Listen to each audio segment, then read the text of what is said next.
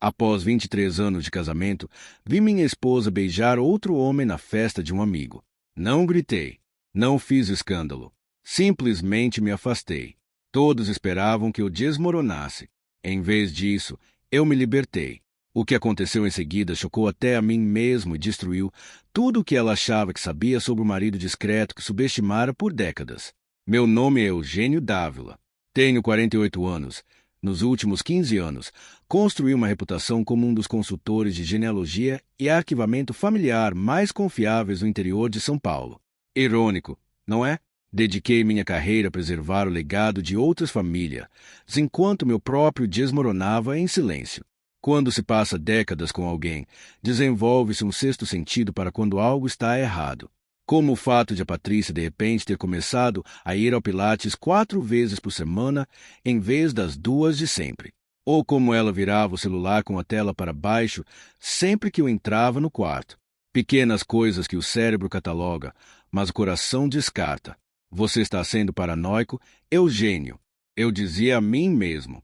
É a Pati, a mulher que cuidou de você durante uma pneumonia há 3 invernos. A mãe dos seus filhos. Aquela que esteve ao seu lado desde que vocês eram praticamente crianças. Nossa filha, Raquel, também percebeu durante sua última visita em casa, vinda da faculdade.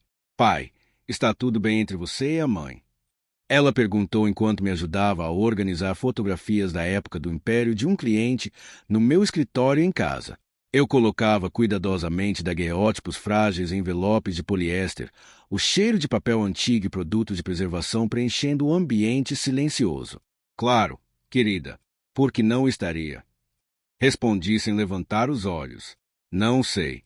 Ela parece diferente, distante, e está sempre checando o celular, até durante o jantar, até quando você está falando com ela. Fiz uma pausa. Uma fotografia da família de um oficial do exército suspensa em minhas mãos enluvadas. Ela provavelmente está se ajustando ao ninho vazio. Nós 2 estamos. Raquel não pareceu convencida, mas deixou passar. Quem dera eu não tivesse deixado. Nosso filho, Jonas, havia se mudado para Florianópolis a trabalho no ano anterior, e Raquel estava terminando o último ano na Universidade de São Paulo. Pela primeira vez em mais de 2 décadas, Pati e eu estávamos sozinhos em nossa casa no bairro de Pinheiros, em São Paulo. O silêncio entre nós cresceu de forma tão gradual que mal percebi, como papel de parede desbotando na luz do sol, um pouco mais a cada dia até que, certa manhã, você acorda e percebe que toda a cor desapareceu. Naquele fim de semana, Tomás e Bárbara Souza nos convidaram para seu jantar anual de outono. Os Souza eram nossos amigos mais antigos. Nós os conhecíamos desde antes de as crianças nascerem. Tomás era meu parceiro de tênis, e Bárbara e Patrícia haviam participado juntas da associação de pais e mestres por anos. Tínhamos viajado juntos para o litoral, compartilhado jantares de Natal, visto os filhos uns dos outros crescerem de crianças pequenas a adultos. Eram mais que amigos, eram pilares na arquitetura de nossas vidas. Você pode pegar meu vestido na lavanderia. Patrícia me pediu naquela manhã, quase sem levantar os olhos do café. Estava rolando a tela de algo no celular, o polegar se movendo daquele jeito rápido e distraído que aprendi a reconhecer. O Bordeaux. Bordeaux? Você nunca usa Bordeaux. Agora uso, disse ela, com uma voz carregada de uma aspereza que não soube definir. Não era exatamente aguda, mas como uma porta se fechando silenciosamente. E vou arrumar o cabelo às 3, então te encontro lá. Esses arranjos deveriam ter sido outro sinal de alerta. Em 23 anos de casamento, nunca havíamos chegado a um evento social separados. Mesmo durante nossas fases mais difíceis, o estresse financeiro quando meu negócio estava começando, os meses exaustivos de recém-nascido com o Jonas, sempre entrávamos nos lugares juntos. Mas quando você passou metade da vida com alguém, começa a preencher as lacunas com confiança em vez de suspeita. Esse foi meu primeiro erro. Cheguei a casa em estilo colonial, do Souza pouco depois das 7. A garagem já estava alinhada com carros que reconheci. O Volvo dos Henriques, o Tesla do Dr. Reis, o Cadillac antigo do Juiz Wilson. Folhas secas de outono deslizavam pelo gramado impecável enquanto eu subia o caminho de pedra. Lá dentro, conversas e risadas transbordavam de cada canto enquanto garçons circulavam com bandejas de canapés e vinho. A casa do Souza sempre cheirava a lenha queimada e canela nesta época do ano. Bárbara tinha o talento de fazer o outono parecer um abraço. Eugênio. Tomás me cumprimentou com um aperto de mão firme, o aperto de um homem que fora meu parceiro de tênis por 15 anos. Cadê a Patrícia? Vai me encontrar aqui. Compromisso no cabeleireiro. Expliquei, aceitando um copo de uísque. O cristal estava frio contra minha palma. Fiz minha ronda social, conversando com rostos familiares sobre tudo, do IPTU à aposentadoria iminente do juiz Wilson. O tempo todo, eu ficava olhando para a entrada, esperando Patrícia chegar. As conversas continuavam ao meu redor, conversas sobre o orçamento da sociedade histórica da cidade, as novas leis de zoneamento, o noivado da filha dos Henriques, mas minha atenção estava dividida, uma corrente subterrânea de inquietação que eu não conseguia nomear puxando as bordas da minha consciência. Quando ela finalmente chegou, 40 minutos depois, quase não a reconheci. Seu cabelo estava diferente, não apenas arrumado, mas mais claro, com luzes que eu nunca tinha visto antes. O vestido bordô abraçava sua figura de um jeito que parecia destinado aos olhos de outra pessoa. Ela parou na porta por um momento, examinando a sala sem me notar. Então, com uma determinação que fez meu estômago se contrair, dirigiu-se diretamente para as portas dos fundos que davam para o pátio. Não parou para cumprimentar ninguém. Não procurou pelo marido. Ela se movia como uma mulher com o destino certo. Pedi licença de uma conversa sobre o orçamento da associação de bairro e a segui à distância, mais curioso do que desconfiado. Ou pelo menos era o que eu dizia a mim mesmo. Através das portas de vidro, o pátio estava iluminado com cordões de lâmpadas, seu brilho quente refletindo nos copos dos convidados que haviam saído para aproveitar o ar fresco do outono. Foi então que o vi, alto, cabelos grisalhos, com a confiança de alguém acostumado a chamar a atenção. Ele estava ligeiramente afastado do grupo principal no pátio, apoiado na balaustrada de pedra com a facilidade casual de um homem acostumado a ser notado. Quando Patrícia se aproximou, seu rosto se transformou com um sorriso que não era para conhecidos casuais. Era o sorriso do reconhecimento, da familiaridade, de algo muito mais íntimo que a amizade. Minha esposa se inclinou para perto, perto demais, e ele colocou a mão na base das costas dela com uma naturalidade familiar. Ela riu de algo que ele disse, a cabeça inclinando-se para trás daquele jeito que eu não via há anos, aquela risada radiante e despreocupada que um dia fora dirigida a mim. Então, como se tivessem esquecido que estavam cercados por 2 dúzias de pessoas, ela o beijou. Não um cumprimento entre amigos, não um beijo no rosto. Foi deliberado, íntimo, o tipo de beijo que vem com história. Numa festa, vi minha esposa com outro homem. Não disse uma palavra, apenas me afastei. O copo de uísque na minha mão de repente pareceu pesado demais. Eu coloquei sobre uma mesa lateral. Com cuidado, deliberadamente, sem fazer barulho, me virei e me movi silenciosamente pela multidão em direção à porta da frente. Ninguém me viu sair, nem mesmo Tomás, entretido num debate acalorado sobre política local, nem Bárbara, ocupada enchendo copos vazios. E certamente não Patrícia, que ainda estava no pátio, sua atenção totalmente capturada pelo estranho de cabelos grisalhos. O ar frio de outono bateu no meu rosto quando saí.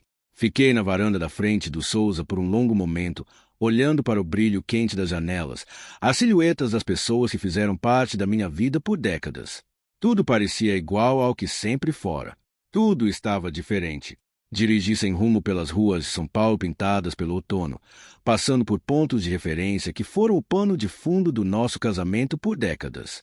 O colégio onde havíamos assistido às apresentações de Raquel e Jonas, Jonas como uma árvore na peça da 2ª série, Raquel como uma Lady Macbeth surpreendentemente feroz em sua produção do último ano. A pracinha onde havíamos passeado com o nosso já falecido Golden Retriever, Cooper, que esteve conosco desde os anos de bebê das crianças até sua partida tranquila há 2 verões. A cafeteria onde costumávamos nos encontrar para almoçar quando Patrícia trabalhava meio período na biblioteca, na época em que nossos horários eram mais simples e nossas conversas fluíam facilmente. 23 anos de memórias, agora lançadas à sombra de um único beijo. Voltei para casa depois da meia-noite. A casa estava escura e silenciosa. O carro dela não estava na garagem. Sentei-me em nossa sala de estar, cercado pelos móveis antigos que colecionamos ao longo dos anos, as cadeiras de jacarandá encontradas num leilão em Tiradentes, o tapete persa que pechinchamos numa loja na rua Oscar Freire, o relógio de parede que pertenceu à minha avó. Objetos que testemunharam toda a nossa vida juntos agora jaziam como sentinela silenciosa, enquanto eu esperava, sem planejar o que dizer, sem ensaiar acusações. Apenas sentado no silêncio, deixando a realidade se assentar em meus ossos como água fria encharcando o tecido. Quando o dia amanheceu, pálido e cinzento através das cortinas, ouvi a chave dela na fechadura. Ela entrou hesitante, ainda naquele vestido bordô, sapatos de salto na mão. Seu cabelo estava ligeiramente despenteado, a maquiagem borrada. No momento em que me viu sentado ali na penumbra, sua expressão desmoronou em pânico. Sua boca se abriu, mas nenhuma palavra saiu. O silêncio entre nós era absoluto. 23 anos de casamento e, naquele momento, nenhum de nós tinha nada a dizer. Pela manhã, ela estava em lágrimas, mas eu já tinha ido embora. Fiz uma única mala enquanto ela estava na porta do quarto, alternando entre o choro e a exigência de explicações. Não lhe dei a satisfação de nenhum dos dois. Não desapareci completamente. Isso teria sido fácil demais para ela, conveniente demais. Em vez disso, me tornei um fantasma em minha própria vida, observando da periferia enquanto Patrícia se atrapalhava para dar sentido à minha partida silenciosa. Hospedei-me numa pousada histórica a cerca de 20 minutos de casa, uma construção antiga de fazenda convertida em quartos que ainda tinham as vigas de madeira expostas originais e o leve cheiro de madeira envelhecida. Perto o suficiente para monitorar a situação, longe o bastante para manter distância. Foi uma decisão estratégica, não emocional. Quando se passam décadas estudando histórias de família, você aprende que reações precipitadas raramente produzem os melhores resultados. O passado recompensa a paciência. O presente, eu estava descobrindo, a exigia. Minha primeira ligação foi para nosso filho, Jonas. Ele tinha 26 anos agora, trabalhando como engenheiro numa empresa de tecnologia em Florianópolis.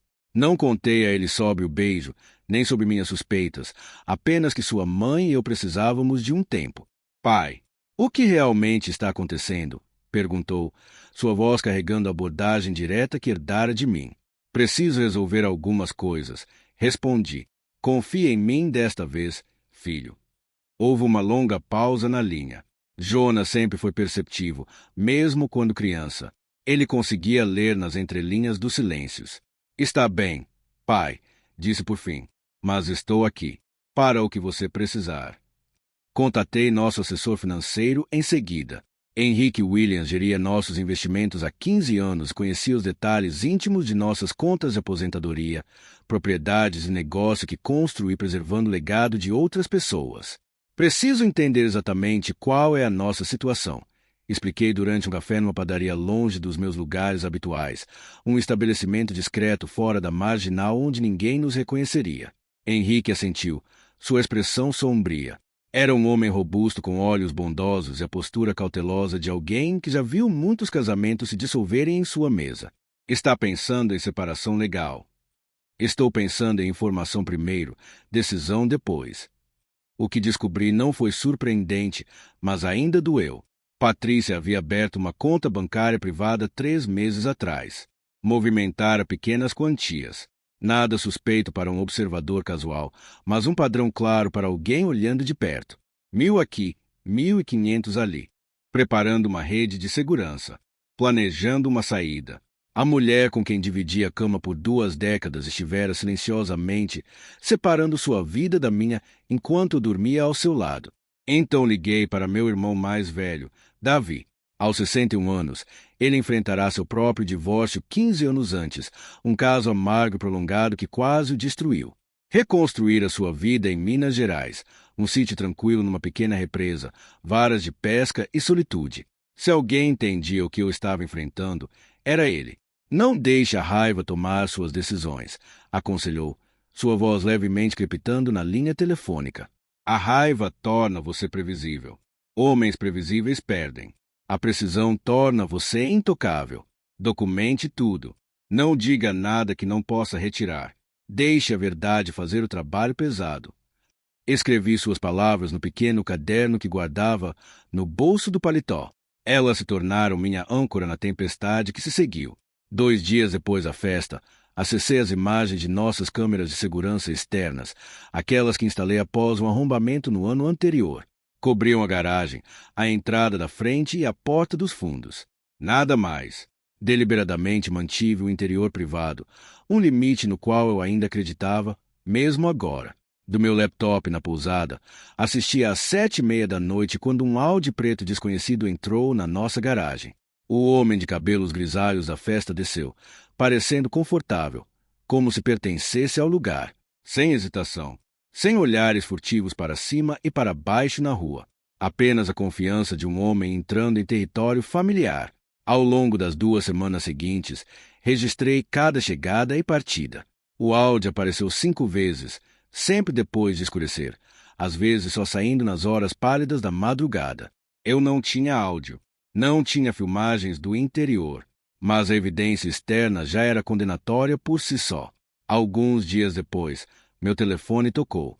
Bárbara Souza. Eugênio. Começou ela, a voz tensa de desconforto. Não sei como dizer isso, mas sinto que preciso. Houve uma pausa. Pude ouvi-la lutando com suas palavras, com décadas de amizade puxando em direções diferentes. Encontrei Patrícia ontem no supermercado. Ela não estava sozinha. Um homem alto de cabelo grisalho estava com ela, muito familiar, muito confortável. Estavam fazendo compras juntos como se fosse a coisa mais natural do mundo. Não soube o que dizer, então apenas disse oi. Ela o apresentou como Roberto, e então fez uma piada, Eugênio. A voz de Bárbara baixou. Ela disse que você passou tantos anos enterrado nas árvores genealógicas dos outros que não conseguia ver o que estava acontecendo na sua própria casa. Ela riu como se fosse genuinamente engraçado. O homem, Roberto, ele riu também. Eu só fiquei ali sem saber o que fazer. Fechei os olhos. Obrigado por me contar, Bárbara. Eugênio. Sinto muito. Eu não queria acreditar. Você fez a coisa certa. Agradeço sua honestidade mais do que imagina. Depois que desliguei, fiquei sentado em silêncio por um longo tempo. As palavras de Bárbara haviam atingido mais forte do que qualquer evidência visual. Ouvir o desprezo zombeteiro de Patrícia confirmado por uma amiga de confiança cristalizou algo em mim. Aquilo não era um erro. Não era confusão ou momento de fraqueza. Era um desrespeito calculado por tudo que havíamos construído. Não fui criado para ser vingativo. Meu pai, professor de História na Universidade de São Paulo, me ensinou que a dignidade está em respostas ponderadas, não em explosões emocionais. A história se lembra dos pacientes. Eugênio, ele costumava dizer, sentado em seu escritório cercado de livros. Os impulsivos brilham intensamente por um momento. Os metódicos mudam o mundo. Mas dignidade não significa rendição. Significa lutar de forma inteligente. Meu primeiro movimento foi puramente financeiro. Contatei nosso banco e corretora de investimento, solicitando a adição de autenticação de 2 fatores em todas as nossas contas conjuntas. Uma medida de segurança razoável, expliquei, dadas as preocupações recentes com roubo de identidade. Não bloqueei Patrícia. Isso seria legalmente problemático, mas garanti que nenhuma transação importante pudesse ocorrer sem minha aprovação explícita. Ela nem notaria até tentar mover dinheiro, e a essa altura seria tarde demais. Em seguida, liguei para Raquel na faculdade. Pai, o que realmente está acontecendo? Perguntou imediatamente. Mamãe me ligou chorando ontem à noite, dizendo que você abandonou a família e pode estar tendo uma crise de saúde mental. Disse que você saiu sem explicação e está preocupada com sua estabilidade. Mantive minha voz firme. Estou perfeitamente são. Raquel, pergunte a si mesma. Se eu estivesse tendo um colapso, teria organizado os compromissos com meus clientes para garantir que nenhum projeto de história familiar se atrasasse? Teria combinado com o professor Martínez para cobrir minha série de palestras no Instituto Histórico? Teria me certificado de que a árvore genealógica de 6 gerações dos Pereiras foi concluída e entregue no prazo? Você me conhece. Conhece meu trabalho. Isso soa como um homem que enlouqueceu. A linha ficou em silêncio por um momento. Não, disse ela finalmente, sua voz mais baixa. Você não faria isso. Você é mais organizado do que qualquer pessoa que eu conheço. Não posso explicar tudo agora, mas prometo que você entenderá em breve. Apenas não faça julgamentos baseados unicamente na versão dos fatos da sua mãe. Confie no que você sabe sobre mim, não no que te contam. Naquela noite, dirigi até o escritório do mais respeitado advogado de divórcio de São Paulo, doutora Eleonora Braga. Eu pesquisara meticulosamente. Ela tinha uma taxa de sucesso de 89% em divórcios de alto patrimônio e era conhecida por sua precisão cirúrgica em vez de táticas de terra arrasada. Seu escritório era decorado em tons neutros, parede cinza, uma mesa de mogno, diplomas em molduras simples. Era uma mulher na casa dos 60 com olhos perspicazes e uma calma que irradiava competência. Não quero vingança, expliquei, deslizando uma pasta com registros financeiros e o diário datado das visitas do Aldi sobre sua mesa. Quero proteção para o que construí e dignidade em como isso termina. Eleonora revisou as evidências com um distanciamento profissional que apreciei. Ela não ofereceu simpatia. Não fez julgamentos.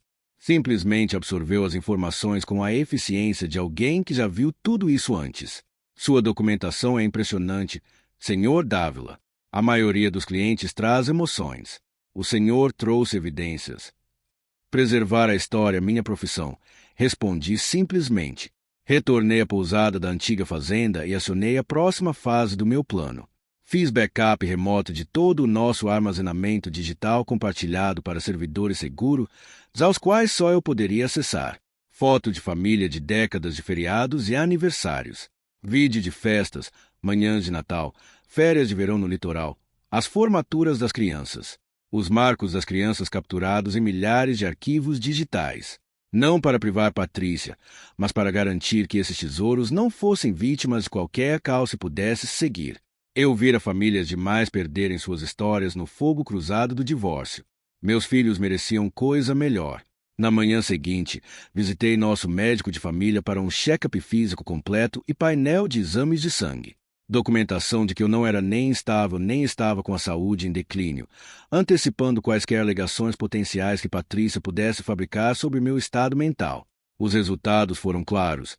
Eu gozava de excelente saúde, tanto física quanto psicológica. Pedi ao médico que assinasse uma declaração nesse sentido, que encaminhei a Eleonora para nossos arquivos. Naquela tarde, meu telefone explodiu com mensagens. Não de Patrícia, que ainda estava calculando seu próximo movimento, mas o nosso círculo de amigos. Os Henriques ligaram primeiro, depois o juiz Wilson, depois outros 2 casais do nosso círculo social. Cada conversa seguia o mesmo padrão. Eles tinham ouvido coisas preocupantes, que eu havia sido controlador por anos, que eu era instável, que eu estava punindo Patrícia por tentar encontrar felicidade após décadas de minha fria negligência. Perspectiva interessante, respondi calmamente a cada vez. Por acaso eu já lhes parecei controlador nos 20 anos em que me conhecem? Já pareci frio ou negligente? Pensem em cada jantar, cada partida de tênis, cada conversa que tivemos. Essa narrativa corresponde ao homem que vocês conhecem. O silêncio do outro lado da linha era sempre o mesmo. Não, admitiam, suas vozes incertas. É por isso que isso parece tão fora do seu caráter. Não ofereci contranarrativas. Não ataquei Patrícia, nem revelei sua traição. Simplesmente fiz perguntas que os fizeram refletir sobre suas próprias experiências comigo. A verdade não precisa de defesa agressiva quando foi testemunhada em primeira mão por pessoas que você conhece há décadas. Naquela noite, liguei para Jonas novamente. Sua irmã está vindo para casa no fim de semana. Acho que você deveria se juntar a ela. Não para tomar partido, mas para manter os olhos abertos. Preste atenção no que vê, não apenas no que te contam. Jonas, que por acaso tinha um congresso em São Paulo naquela semana, concordou imediatamente. Pai, disse ele, não sei o que está acontecendo entre você e a mamãe, mas eu conheço você. O que quer que ela esteja dizendo, não soa como o pai que me criou. Não soa como você, de jeito nenhum. Obrigado, filho. Isso significa mais do que você imagina. Naquele fim de semana, Assisti pelas câmeras externas quando Raquel chegou primeiro, seu pequeno sedã azul entrando na garagem sob a luz da tarde. Patrícia a cumprimentou com um abraço choroso na varanda da frente, já definindo o tom emocional, já se posicionando como vítima. 3 horas depois, o carro alugado de Jonas apareceu. A variável inesperada no cenário cuidadosamente construído por Patrícia. Observei-o descer, espreguiçar-se após a viagem e olhar ao redor da propriedade com olhar avaliador de alguém que já estava desconfiado. Não me intromete nas conversas privadas deles dentro de casa. Qualquer que fosse a narrativa que Patrícia estivesse tecendo dentro daquelas paredes, eu confiava no julgamento dos meus filhos. Eles me conheciam. Não apenas o marido que sua mãe descrevia, mas o pai que lhes ensinou a avaliar evidência, se pensar de forma independente, que passou a infância deles ensinando-os a buscar fontes primárias e questionar relatos de segunda mão. Domingo à noite, Raquel ligou. Pai, disse ela, sua voz tensa e controlada da forma que ficava quando estava processando algo difícil. Acho que você deveria saber. Mamãe já está falando com o advogado de divórcio. Ela tem toda essa história sobre negligência emocional e como você tem sido frio por anos.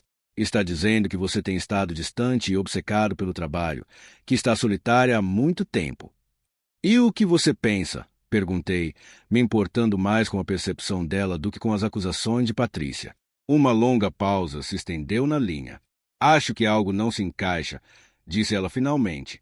E acho que o amigo dela, Roberto, parece terrivelmente confortável na nossa casa. Ele apareceu sábado à noite como se morasse ali. Pai. Não bateu. Simplesmente entrou. Foi direto para a cozinha. Serviu-se de um drink da sua coleção de uísque, as garrafas caras à prateleira de cima, e se acomodou no sofá ao lado da mamãe como se fosse a coisa mais natural do mundo. Quando me viu e ao Jonas observando, ficou atrapalhado. Mamãe tentou disfarçar, mas foi muito óbvio. Fechei os olhos, absorvendo a imagem, meu uísque, meu sofá, minha esposa, a familiaridade de um estranho. Confie em seus instintos, disse a ela. Eles sempre foram bons. Depois que desligamos, fiz uma última ligação para Eleonora Braga. Eles começaram a fase da narrativa. Expliquei. Hora de avançar. As petições estão prontas, confirmou ela. Declarações de testemunhas, registros financeiros, os logs de segurança. Tenho tudo preparado. E as medidas de proteção financeira estão em vigor. Tem certeza de que deseja prosseguir com o pacote completo de documentação. Pensei nas fotos de família sobre a lareira. O retrato de casamento de 23 anos atrás, ambos tão jovens, tão esperançosos. Os votos que havíamos proferido naquela pequena igreja em Campos do Jordão. A vida que construímos tijolo por tijolo, filho por filho, memória por memória. E a confiança que estendi dia após dia, ano após ano, que havia sido retribuída com um beijo numa festa e mentiras depois. Sim, respondi finalmente. Chega de sombras. É hora da luz. Na manhã seguinte, enquanto Patrícia se preparava para levar nossos filhos ao aeroporto, um mensageiro entregou o pacote da Eleonora em nossa casa. Documentação abrangente do caso extraconjugal, das manobras financeiras e dos comentários depreciativos confirmados por testemunhas. Sem acusações emocionais. Sem ameaças, sem exigências, apenas fatos devidamente arquivados e legalmente notificados. A verdade não precisa de adornos para cortar através do engano. Ela simplesmente precisa ser inegável. 3 semanas após minha partida, retornei à nossa casa, não para me reconciliar, não para discutir, para reivindicar meu espaço e enfrentar a situação de frente. Um homem não abandona o campo permanentemente, especialmente quando detém terreno elevado. Cheguei no meio da manhã de uma terça-feira, quando sabia que Patrícia estaria em casa entre a aula de pilates e o almoço com as amigas. Usei minha chave. A porta da frente se abriu com o mesmo leve rangido de sempre. Não fiz nenhuma tentativa de surpreendê-la, caminhando pelo vestíbulo com passos firmes e deliberados. Ela estava na cozinha, empoleirada num banco na ilha, rolando a tela do celular com uma xícara de café ao lado. Quando ouviu meus passos, levantou os olhos e a caneca escorregou de sua mão, estilhaçando-se no piso de porcelanato que instalamos juntos uma década atrás. Café espirrou pelo piso, escuro contra o tom de terracota. Eugênio. Sua voz vacilou entre o choque e a tentativa de controle que estivera praticando. Patrícia. Coloquei minha maleta no balcão, o mesmo balcão onde fiz o café da manhã dela todos os domingos por 2 décadas, e comecei a preparar café fresco, como se fosse um dia qualquer. Precisamos conversar. Seus olhos dispararam para o celular, depois para a porta, depois de volta para mim. Estive tentando falar com você por semanas. Eu sei. Não estava pronto antes. Estou agora. Isso não é coisa sua. Simplesmente desaparecer sem uma palavra, me deixando para explicar para todo mundo. Pare. A palavra não foi alta. Não precisava ser. Carregava o peso da certeza absoluta, do tipo que vem de 3 semanas de preparação silenciosa e 23 anos de conhecimento sobre alguém a ponto de ver através de cada manipulação que pudessem construir. Essa história pode funcionar com os outros, mas não comigo. Não mais. Coloquei os papéis do divórcio no balcão entre nós, já preparados por Eleonora, carimbados e oficiais, junto com o resumo das evidências, registros financeiros, log de segurança, declarações de testemunhas. Isso não é uma negociação, expliquei calmamente. É uma notificação. Seu rosto percorreu uma gama de emoções. Choque primeiro, depois raiva, em seguida um lampejo de cálculo enquanto tentava determinar qual abordagem poderia funcionar, finalmente, inesperadamente, uma espécie de respeito relutante. Era o olhar de alguém que subestimou o oponente e só agora percebia o custo desse erro. Há quanto tempo você sabe? Perguntou baixinho, sem olhar para os papéis. Tempo suficiente. Não elaborei. Os detalhes não eram mais importantes. Ela pegou os papéis do divórcio, suas mãos tremendo ligeiramente enquanto examinava os termos. Seus olhos se arregalaram com os arranjos financeiros, justos, mas firmes, sem espaço para manipulação, sem espaço para as narrativas que estivera construindo. As crianças já sabem, acrescentei. Nem tudo, mas o suficiente. Elas mesmas viram a verdade. Foi nesse momento que sua fachada cuidadosamente construída realmente desmoronou. Patrícia sempre priorizou sua imagem como mãe acima de tudo. O pensamento de que seus filhos, nossos filhos, haviam testemunhado a presença familiar demais de Roberto em nossa casa, haviam tirado suas próprias conclusões, haviam visto através das histórias que lhes contará. Aquele foi o golpe que ela não pôde desviar. Você não tinha o direito, sussurrou, mas as palavras careciam de convicção, coisas ocas desmoronando ao deixar sua boca. Você fez escolhas. Respondi simplesmente. Eu também. Antes de fechar a porta, virei-me uma última vez. Estou seguindo em frente. Patrícia, você também deveria. Só não nesta casa. Não era crueldade. Era clareza. Do tipo que vem quando se reconhece que um capítulo realmente terminou e se tem a força para virar a página. Uma semana após retornar para casa, encontrei Roberto Cassini cara a cara. Não foi planejado, pelo menos não por ele. Eu estava saindo da biblioteca Mário de Andrade após pesquisar antepassados da época da Revolução Constitucionalista para um cliente, quando avistei seu Audi preto no estacionamento do café sofisticado do outro lado da rua. Reconheci a placa imediatamente. Alguns confrontos são necessários, não pelo drama, mas pelo fechamento, não por vingança, mas por reconhecimento. Entrei no café calmamente, o cheiro de expresso e doces quentes preenchendo o ar. Avistei-o numa mesa de canto, revisando documentos espalhados à sua frente, um cappuccino meio vazio esfriando ao seu cotovelo. Aproximei-me com passos deliberados, serpenteando entre mesas de conversas na hora do almoço e telas de laptop. Ele não me notou até que puxei a cadeira à sua frente. Senhor Cassini, disse de forma equilibrada, sentando-me. Acho que é hora de nos conhecermos adequadamente. Seus olhos se arregalaram em reconhecimento, disparando em direção à saída antes de se fixarem novamente em mim. Por um momento, vi medo ali, não medo físico, mas o pânico de um homem que estivera confortável nas sombras foi subitamente arrastado para a luz. Eugênio Dávila. Ele mesmo. Coloquei minhas mãos sobre a mesa, abertas e visíveis. Nada escondido, nada ameaçador. Apenas um homem reivindicando seu espaço de direito. Achei que deveríamos ter uma conversa. Olha, isso é constrangedor, começou ele, seu polimento corporativo já montando desculpas, a deflexão suave de um homem acostumado a navegar negociações difíceis. O que quer que Patrícia tenha te contado sobre nós? Ela não me contou nada, interrompi calmamente. Esse é justamente o problema. Sua confusão era genuína. Sua testa se franziu e pude vê-lo recalibrando. Claramente, Patrício assegurara de que eu permanecia ignorante. Ou talvez lhe dissera que eu havia aceitado qualquer narrativa que ela construíra. De qualquer forma, minha presença ali não estava no roteiro deles. Não vim para fazer uma cena. Continuei.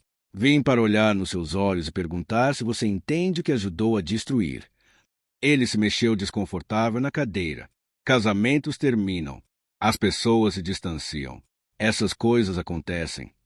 De fato, acontecem. Concordei, minha voz firme. Mas pessoas honradas terminam um relacionamento antes de começar outro. Pessoas honradas não riem da ignorância de um marido no supermercado. Pessoas honradas não se sentem à vontade na casa de outro homem, bebendo do seu uísque, enquanto ele ainda está legalmente casado com mulher no sofá ao seu lado. Seus olhos baixaram para a xícara de café. O silêncio se estendeu entre nós, preenchido apenas pelo ruído ambiente do café, o chiado da máquina de expresso, o murmúrio de outras conversas, o tilintar suave de xícaras nos pires. 23 anos, disse finalmente. 2 filhos. Uma vida construída tijolo por tijolo, dia após dia, na saúde e na doença, através de dificuldades financeiras e mortes na família e cada quarta-feira comum no meio disso tudo. Isso merecia mais do que um beijo numa festa e mentiras depois. A cabeça dele se ergueu bruscamente.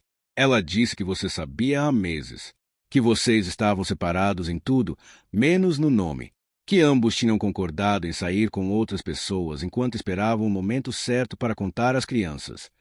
Sorri levemente, a expressão de um homem que finalmente descobrira a última peça de um quebra-cabeça. Considere quem forneceu essa informação, disse, e as motivações potenciais dela para fazê-lo. A compreensão percorreu seu rosto em ondas. Primeiro confusão, depois o nascer da realização e, finalmente, algo parecido com vergonha. Não culpa pelo caso em si. Eu suspeitava que ele fosse experiente demais para isso, mas constrangimento por ter sido manipulado. O tipo de constrangimento que executivos corporativos acham intolerável. Ele havia sido julgado e sabia disso. O divórcio vai prosseguir, disse, levantando-me. Não espero desculpas ou explicações. Simplesmente queria que você visse o ser humano que ajudou a trair. Não algum obstáculo abstrato no seu caminho, mas um homem que confiou em sua esposa por 23 anos. Enquanto me virava para sair, ele me chamou. Dávila. Fiz uma pausa, mas não me virei. Para o que vale, ela está perdendo a narrativa na empresa. As pessoas estão fazendo perguntas. A história que ela vem contando não está se sustentando. Assenti uma vez. Reconhecimento sem gratidão. E saí para o ar do outono, as folhas estalando sob meus pés enquanto atravessava o estacionamento. Algumas vitórias não são sobre vencer, são sobre garantir que todos reconheçam o que foi perdido. 6 meses após encontrar Patrícia com Roberto, nosso processo de divórcio estava quase completo. A casa estava à venda, seus cômodos vazios de nossos móveis, mas cheios de fantasmas. Os bens foram divididos de acordo com o planejamento meticuloso de Eleonora. Cada conta desembaraçada, cada propriedade avaliada, cada posse compartilhada alocada com a precisão fria de documentos legais. Nós nos comunicávamos apenas através de advogados, um arranjo que mantinha a paz, a clareza e prevenia qualquer manipulação adicional. Era eficiente, era limpo, era de partir o coração, mas essa era uma verdade que aprendi a carregar sem deixar que me esmagasse. Então Patrícia solicitou um encontro cara a cara, sem advogados, sem mediadores, apenas nós dois na pequena cantina italiana onde havíamos celebrado nosso 20º aniversário. Considerei recusar. O que restava para discutir? Os papéis estavam quase assinados. A divisão estava quase completa. Mas o fechamento, às vezes, exige uma conversa final. Então, concordei.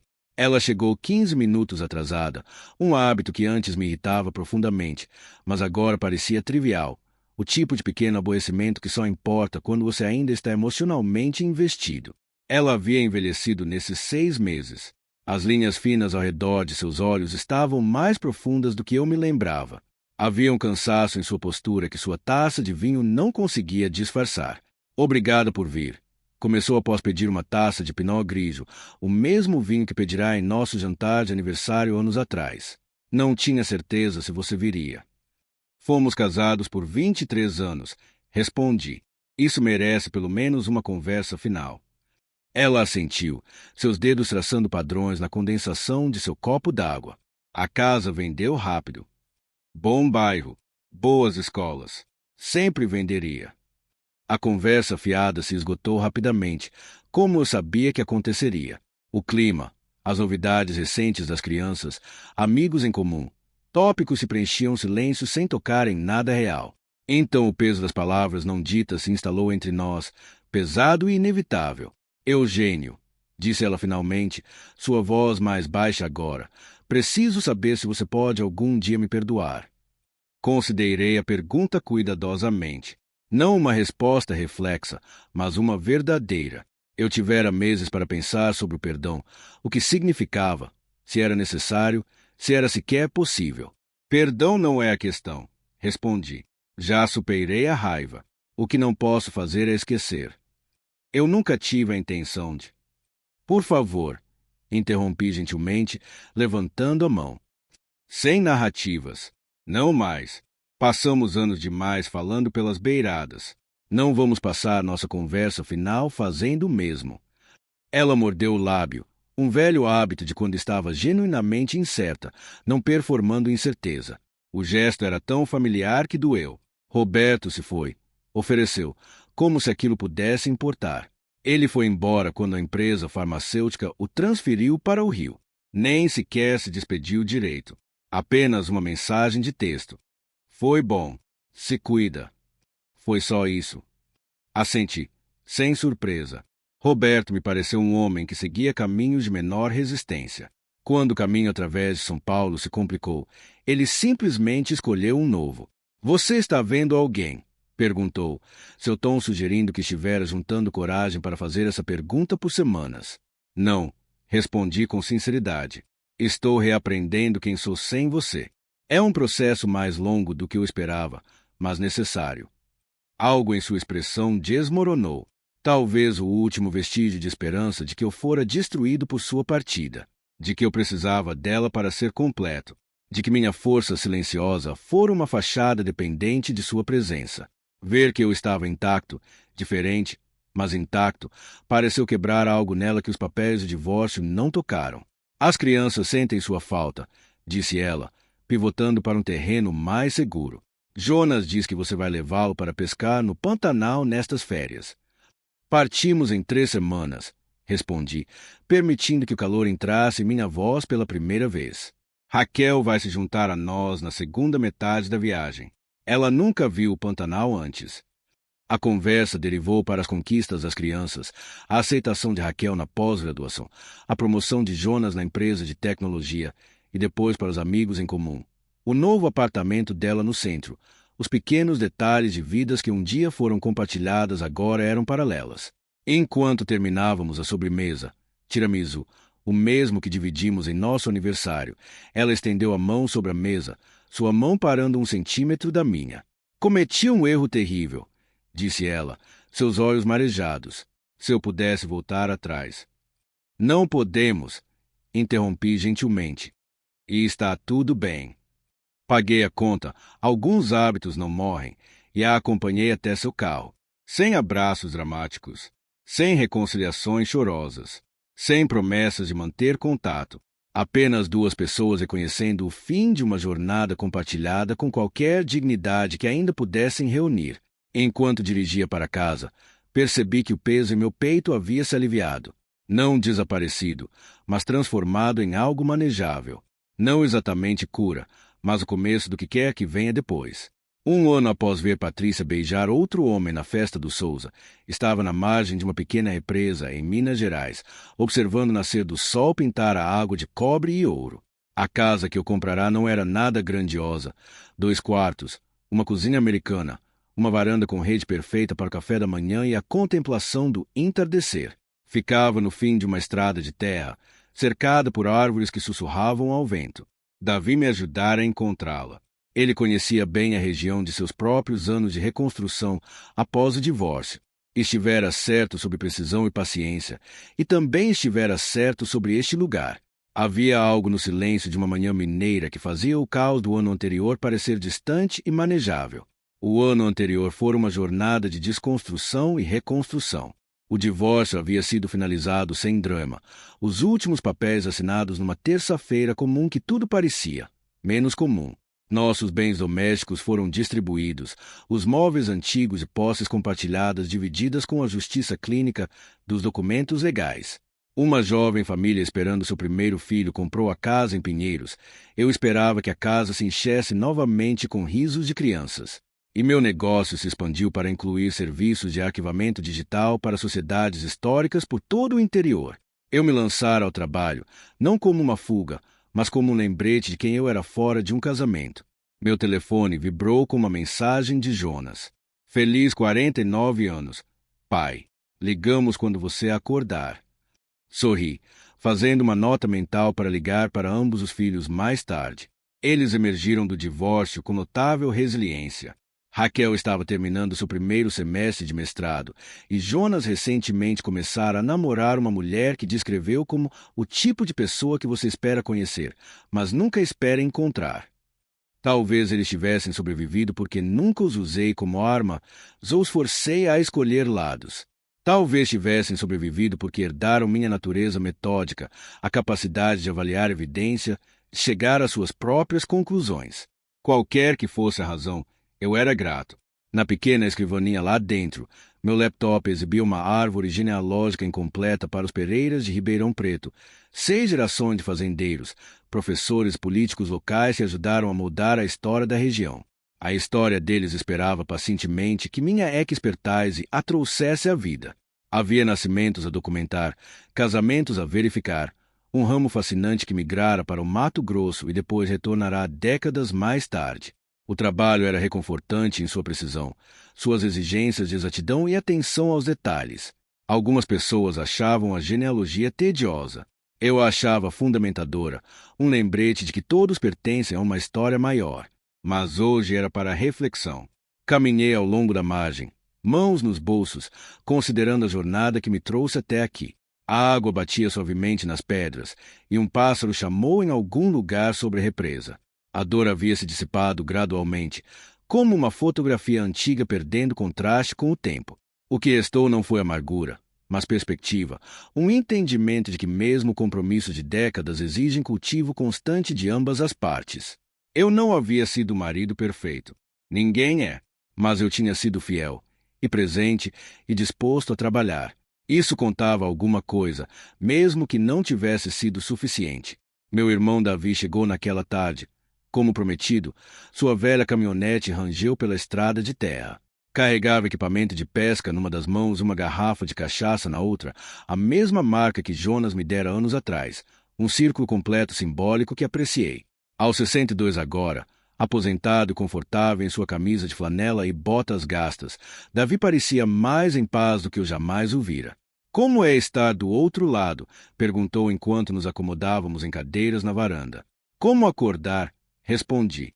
Tudo está mais claro. As cores são mais nítidas.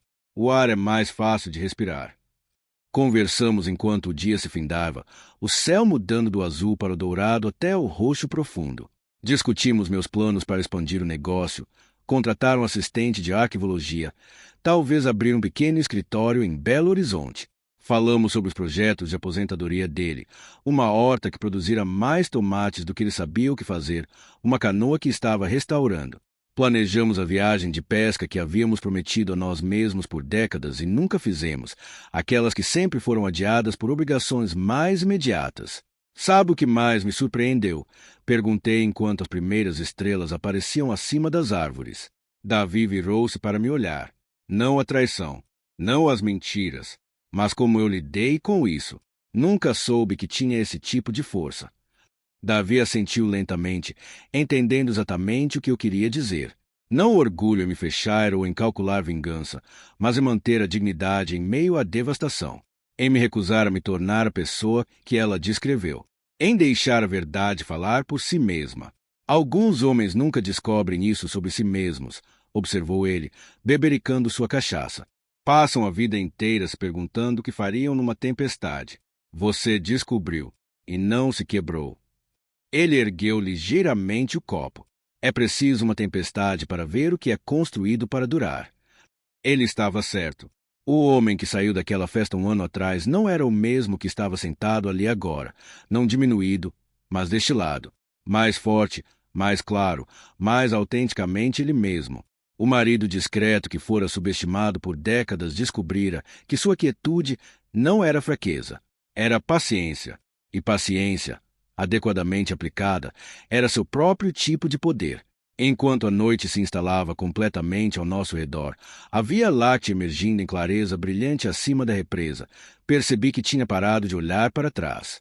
As memórias arquivadas, tanto boas quanto dolorosas, os aniversários e as traições, as risadas e as mentiras, haviam sido adequadamente catalogadas e arquivadas. Elas sempre fariam parte da minha história, mas não definiam mais meu presente.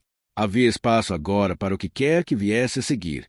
Não exatamente uma segunda chance. Não um novo começo. Apenas o próximo capítulo autêntico de uma vida que ainda valia muito a pena ser vivida, escrito nos meus próprios termos, no silêncio de uma noite mineira, com uma vara de pesca apoiada no parapeito da varanda e um irmão ao meu lado.